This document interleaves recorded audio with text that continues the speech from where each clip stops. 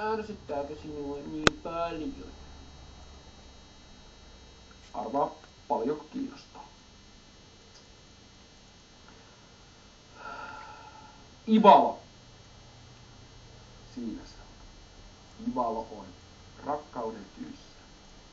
Toni, näytät siilitukkaisena paljon paremmalta, aivan venäläiseltä mafioiselta tai muuten vai joltain podaripahikselta. Voiko läskiä kasvattaa punttisella? Vieläks pelaat biljardia? Tasku sellaista enimmäkseen enää. Mä oon kattonut sua monta vuotta ja nauran sulle ja siinä voittokisassa nauran vieläkin lisää tämmöstä yltiötoivoa. Haapajärvi. Haapajärvi on hienoa. Mitä tosta kisasta voittaa? Ei saatana mitään. Jaa. Tomi sinne mieluummin kun sä oot tyhmä.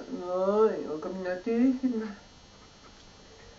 Late Nightin bikinijuontajat on muuten aika hyvännäköisiä leidejä ja hyvät kannat. Arvatkaa vaan kuka ne on kästänyt sinne. Padasjoki. Ei mitään haju. Onnittelu siitä, miten hienosti hoidatte Juhan kanssa nuo negatiiviset kommentit, ettei niistä pahemmille tsemppiä. Hei, jos on tämmöisessä paskassa ohjelmassa juontana, niin ei voi kuule lannistua mistään. Tää ohjelma loppuu muuten apinat kohta. Eikö lopu? 40 sekkaa. Oho, menipä se äkkiä.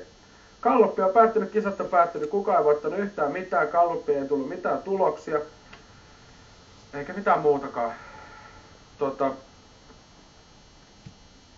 Ei mulla oikeastaan muuta. Torstaina tulee viimeinen Rocket Show.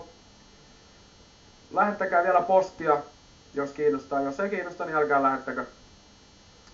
Muuten kaikille tasapuolisesti, laittakaa paska.